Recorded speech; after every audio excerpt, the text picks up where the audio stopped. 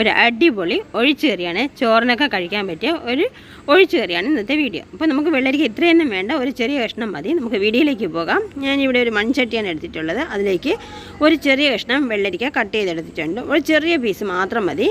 ഇനി ഇതിലേക്ക് തക്കാളി കട്ട് ചെയ്തതോടെ ചേർത്ത് കൊടുക്കാം. അതിനുശേഷം എരിവിന് വേണ്ടി പച്ചമുളക് കീറിയത് ഞാൻ എടുത്തു. അതിൽ കൂടെ തന്നെ ഞാൻ കുറച്ച് കാന്താരി മുളക് കൂടി എടുത്തിട്ടുണ്ട്. കാന്താരി മുളക് ഇല്ല എന്നുണ്ടെങ്കിൽ സ്കിപ്പ് ചെയ്ത് മാറ്റാം. ഞാൻ കാന്താരി മുളക് കൂടെ ചേർത്ത് കൊടുക്കുന്നുണ്ട്.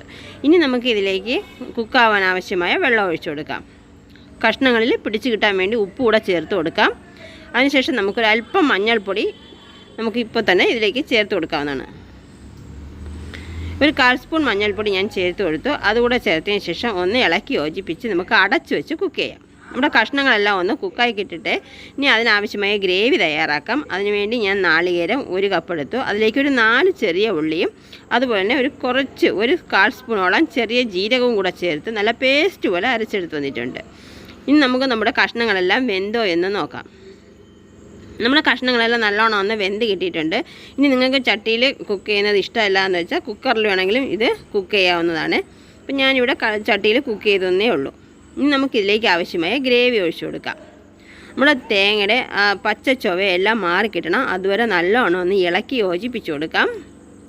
തീ ഞാനിവിടെ ഹൈ ഫ്ലെയിമിൽ തന്നെയാണ് വച്ചിട്ടുള്ളത്.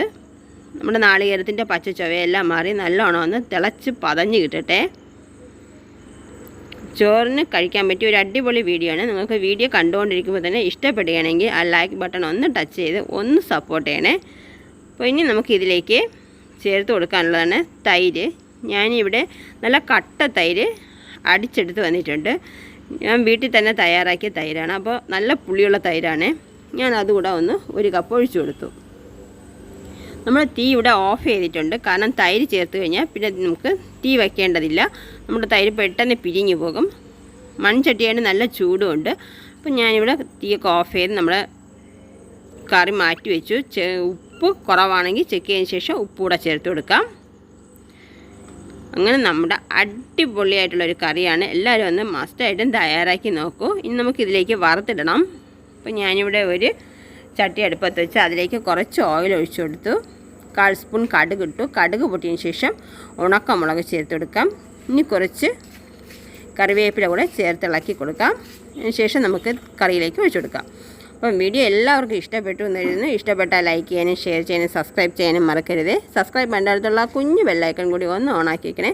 എന്നാലും ഞാനിരുന്ന എല്ലാ വീഡിയോസിൻ്റെയും നോട്ടിഫിക്കേഷൻ കിട്ടുകയുള്ളൂ. അതുപോലെ തന്നെ ആ ലൈക്ക് ബട്ടൺ ടച്ച് ചെയ്ത് ഒരു ചെറിയ പ്രോത്സാഹനം തരികയും വേണം. Thanks for watching my video.